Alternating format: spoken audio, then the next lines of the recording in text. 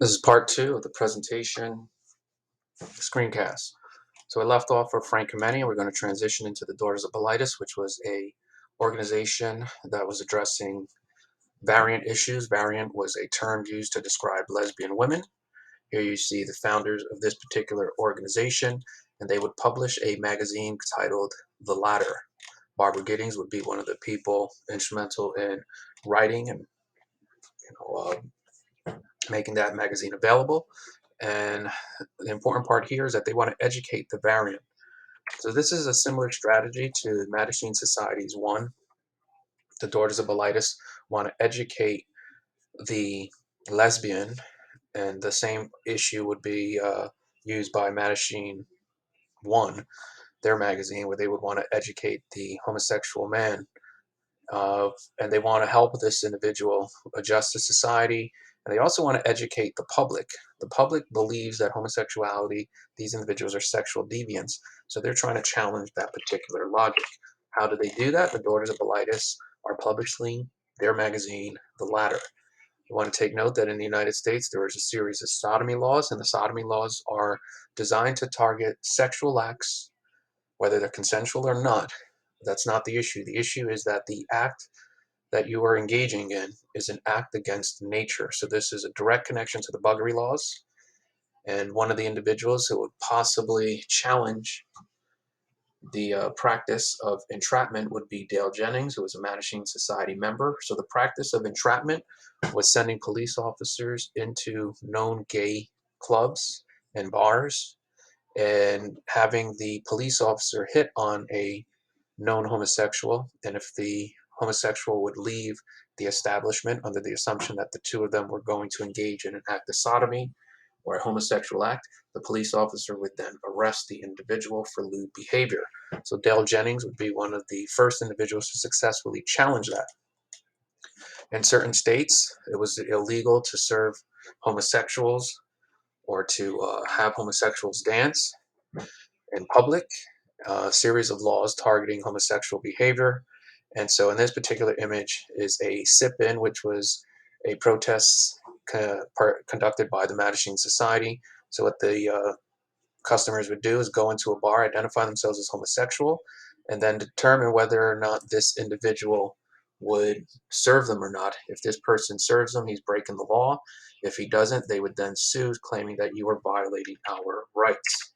That's the protest of a sip-in. Notice the direct connection to sit-ins, which was performed by civil rights demonstrators during the early 60s. We're about to transition into the Stonewall. And so the Stonewall, want to make sure we know that the Stonewall was owned by the mafia. And so there is an argument that suggests that the mafia possibly had dirt on J. Edgar Hoover as a closeted homosexual working for the FBI, which means he would be subjected to Executive Order 10450. And so the reason why the Stonewall was not targeted was as a result of that relationship. Doesn't matter, because eventually the morals police would walk into the Stonewall and they would harass the patrons and arrest them for lewd behavior. And this was known as the first time when homosexuals, gay men, fought back. There'll be more on that later. Child molestation and homosexuality. If you click this link, it would take you to a PSA that is trying to portray Ralph as the individual in a position of power trying to coerce the boy into an act of homosexuality. Feel free to click the link.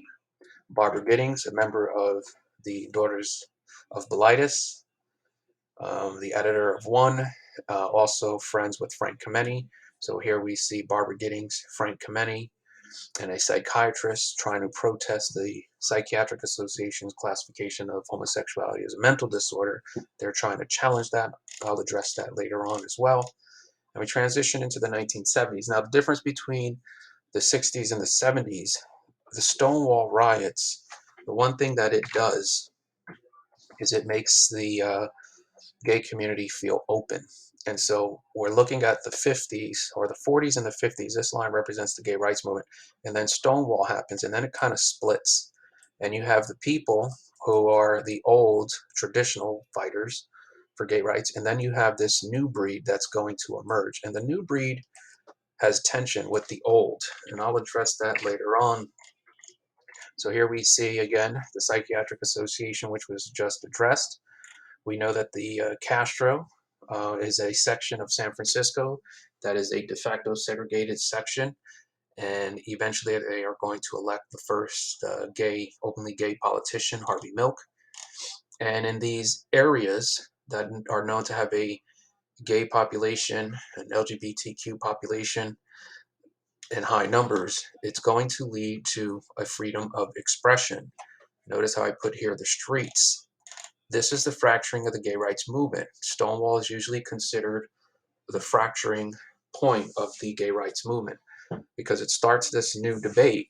And the new debate is simply, after Stonewall, we are no longer going to hide. We don't want to deal with trying to assimilate. Society views us as freaks and weirdos and sexual deviants. We don't care. And this stands against everything that people like Frank Kameny and Barbara Giddings believed in. So there's a tension between the suits versus the streets. And so the streets, question here is which group is getting more done?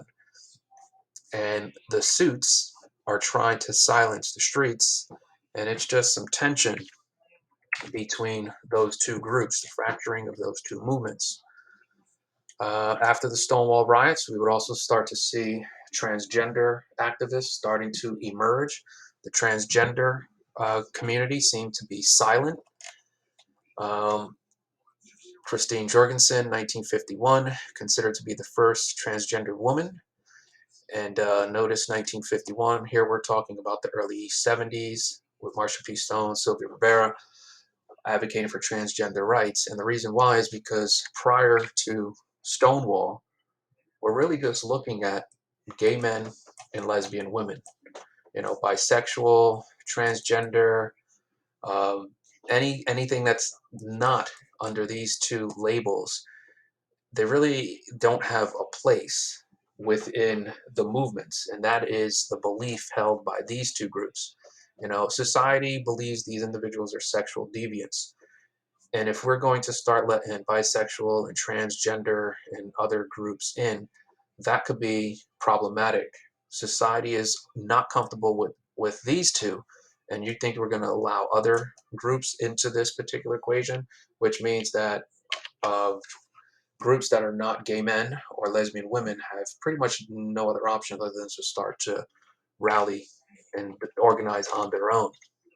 So there, you probably notice that there is a gap from 1951, probably going all the way up until the 2000s, where you really don't hear much about transgender.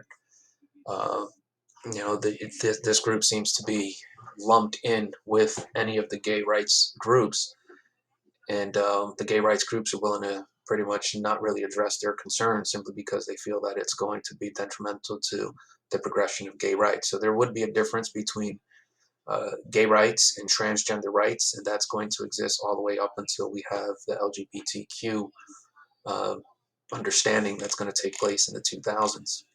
Vagrancy laws are also an issue. I believe if you click this link, it should take you to some data, and the data is looking at vagrancy. So here we're looking at homelessness, and it's a real simple argument. If this individual comes out to his family, there's a good chance that his family is going to disown him, which means he is going to lose where he lives, his house, because his family doesn't care for him at this point. He will then have two choices. He can go to the Castro or to Greenwich Village in New York City. And at that point, you know, he's probably going to be homeless. It's going to be difficult for him to get a job, to get a place to live. And so one way to identify homosexuals historically was through homelessness. And so there is an argument to be made that vagrancy laws could be used to target homosexuals. Going back to the post-Stonewall Gay Liberation Front, GLF, we're starting to see some of the gay rights groups starting to become a little more radical, not willing to sit back like a Frank Kameny or a Harry Hay and try to do things in a docile manner. The Gay Liberation Front was a more of a militant gay rights group. Morris Kite, who eventually would be part of some of these organizations and working with groups like the GAA, organized the first parade, gay rights parade. And He worked in other groups as well. That's where he first starts to get his notoriety. Butterfly Brigades. This was in the Castro. It's actually a sad story. The Butterfly Brigades was an agreement in the Castro, which was in San Francisco, and gay men were asked to carry a whistle, and the whistle was used if you were getting beat up, because heterosexual men would constantly go into the neighborhood and beat up gay men. The gay men would call the police, and the police were unwilling to kind of do any sort of punishment or arresting. So the gay community formed the Butterfly Brigades. Everybody carried a whistle, and if this individual used that whistle, that was the Butterfly Brigade warning to tell other gay men, you need to get up and defend this individual from that individual. Harvey Milk, first elected mayor, not mayor, elected official in San Francisco Board of Supervisors. We'll look at him a little bit more. That's all you need to have for this point. Carl Whitman, the Gay Manifesto was written, and then the Gay Manifesto, here we see some of the beliefs with regard to marriage. So going back to the 1970s, you see some of the gay rights groups already advocating for recognition of gay marriage. The Gay Activist Alliance was known to engage in zaps, and zaps was a way to embarrass people. We already know about Anita Bryant being pied in the face, and a zap was, as I said, just a way to embarrass a politician. If a politician had come out against homosexuality, maybe you'd go to the individual's office or to where that person was speaking and embarrass them, as you see in this particular image here, where it just says, uh, the person is being accused of, how can you identify a homosexual? Well, if it walks like a duck, talks like a duck, it must be a duck. And then the GAA activists decided to confront the individual by dressing up as a duck, which is what you see going on here. The New York City West Side Piers was a place where gay men were known to congregate, especially in the 1970s. They probably feel a little more comfortable going here as opposed to going to a beach, because they could be a little more intimate in a private setting. And that's pretty much the end result of all of these presentations. Make sure you have some understanding of them as definitions, maybe answer the questions.